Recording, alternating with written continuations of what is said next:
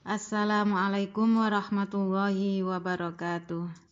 Alhamdulillahilladzi hadana li hadza wa ma kunna linahtadiya laula an hadanallah. Asyhadu an la ilaha illallah wa asyhadu anna Muhammadan abduhu wa rasuluh la nabiyya ba'dah. Pada hari ini mari kita bersama-sama mengucap syukur kepada Allah Subhanahu wa taala yang telah melimpahkan rahmat serta hidayahnya kepada kita semua, sehingga pada kesempatan ini kita masih diberi kesehatan oleh Allah dan bisa menjalankan aktivitas kita sehari-hari. Sholawat serta salam semoga tetap tercurah kepada Nabi kita Muhammad SAW yang telah membimbing kita dari zaman kebodohan menuju zaman yang penuh ilmu. Pada kesempatan ini saya akan melanjutkan kajian tentang buku Adabul Mar'ah fil Islam dengan tema pergaulan dalam bertamu dan menerima tamu. Ibu-ibu yang kami banggakan, menghormati tamu adalah suatu tanda kesempurnaan iman seseorang. Sebagaimana dalam hadis yang diriwayatkan oleh Bukhari dan Muslim yang berbunyi, Bismillahirrahmanirrahim, An Abi Hurairah radhiyallahu anhu anna Rasulullah sallallahu alaihi wasallam qala, Man kana yu'minu billahi wal yaumil akhir falyaqul khairan aw liyasmut. Wa man kana yu'minu billahi wal yaumil akhir falyukrim jarahu. Wa man kana yu'minu billahi wal yaumil akhir falyukrim dhaifahu.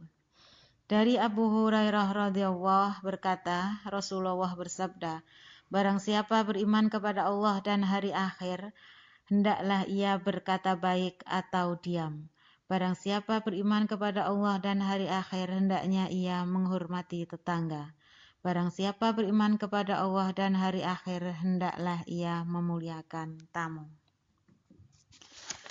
Lalu bagaimana tata cara atau adab bertamu yang harus diperhatikan adalah yang pertama mengucap salam. Sebagaimana dalam surat An-Nur ayat 27 yang berbunyi, A'udzubillahi minasyaitonirrajim, Bismillahirrahmanirrahim. Ya ayyuhalladzina amanu la tadkhulu buyutan ghaira buyutikum hatta tasta'nisu wa tusallimu ala ahliha. Dzalikum khairul lakum la'allakum tadhakkarun. Wahai orang-orang yang beriman, janganlah kalian masuk ke rumah selain rumah kamu sehingga kamu meminta izin dan mengucap salam kepada penghuninya. Demikian itu lebih baik bagi kamu, mudah-mudahan kamu mengingat. Itu adalah dasar perintah untuk mengucapkan salam ketika kita bertamu atau memasuki rumah orang lain. Yang kedua, masuk melalui pintu yang sudah disediakan untuk tamu. Yang ketiga, melaksanakan perjamuan sesuai yang dianjurkan oleh agama Islam. Di antaranya yaitu makan makanan yang baik dan halal. Mencuci tangan, ya. Apalagi saat ini masih suasana pandemi, jadi kita harus selalu menjaga kebersihan agar terhindar dari penyakit yang membahayakan. Yang ketiga adalah doa sebelum makan, menggunakan tangan kanan ketika makan dan minum, tidak berlebihan atau tidak mubadzir dalam makan dan minum. Kemudian dilarang mencela makanan yang dihidangkan. Segera makan hidangan yang disiapkan dan diakhiri dengan doa. Kemudian selanjutnya adalah tata cara bertamu. Yang selanjutnya yaitu berkenalan dan saling sapa dengan tamu yang lain. Makan dan minum dengan izin tuan rumah. Kemudian duduk dengan sopan. Menjaga diri, menjaga tingkah laku yang baik dan tutur kata yang menyenangkan. Dalam hal ini tidak membicarakan kejelekan orang lain. Nah, itu yang harus selalu kita jaga. Intinya adalah jangan mendatangkan kemadharatan ketika kita bertamu. Yang terakhir adalah berbicara yang sopan, baik dengan tuan rumah atau dengan tamu yang lain. Kemudian tata cara menerima tamu. Yang pertama adalah menghormati tamu dengan cara menyambutnya dan memberi hidangan. Sebagaimana dicontohkan dalam kisah Nabi Ibrahim alaihissalam dalam surat Az-Zariyat ayat 24 sampai dengan 27 yang berbunyi, A'udzubillahi minasyaitonirrajim, bismillahirrahmanirrahim. Hal ataka haditsu dhaifi Ibrahim al-mukramin, idh dakhalu alaihi faqalu salama, qala salamun qaumum munkarun. Faragha ila ahlihi faja'a bi'ijlin samin faqarrabahu ilaihim qala ala ta'kulun. Apakah telah sampai kepadamu kisah tamu Ibrahim yang dimuliakan? Ketika mereka masuk kepadanya lalu mereka mengucapkan salam. Dia menjawab salamun. Mereka adalah kaum yang tidak dikenal. Faragha ila ahlihi faja'a bi'ijlin samin.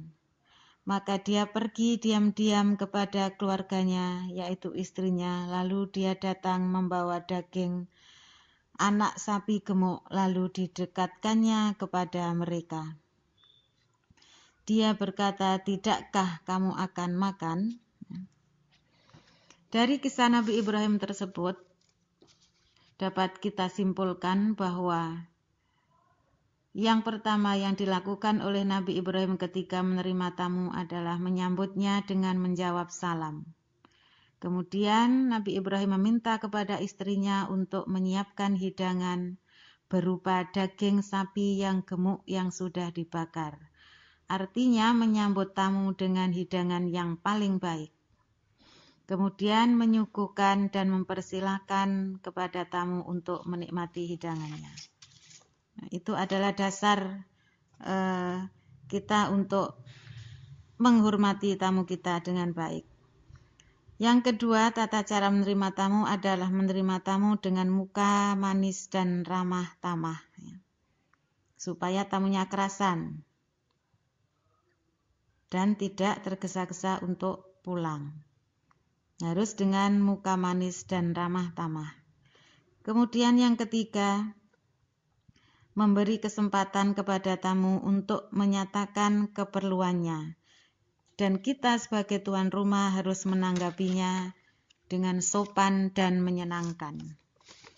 Yang keempat, meminta maaf kepada tamu jika ada kekurangan dalam penerimaan.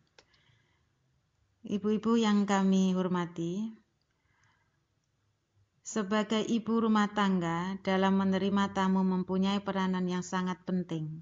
Karena ibu-ibu adalah sebagai pelaksana dalam melayani dan menyiapkan hidangan serta menemani suami dalam menerima tamunya. Sebagaimana yang sudah saya sebut dalam kisah Nabi Ibrahim dan istrinya ketika menerima tamu di atas. Ibu-ibu yang kami hormati, ada dua hal yang perlu dijaga dan diperhatikan dalam bertamu dan menerima tamu. Yang pertama yaitu, sebagai muslimah, kita tidak boleh menerima tamu yang tidak disenangi oleh suami. Yang kedua, jika kita bertamu dan bepergian harus meminta izin kepada suami. Demikian ibu-ibu yang bisa kami sampaikan pada kesempatan hari ini. Semoga ada manfaatnya. Mohon maaf atas segala kekurangan. Billahi taufiq wal hidayah. Wassalamualaikum warahmatullahi wabarakatuh.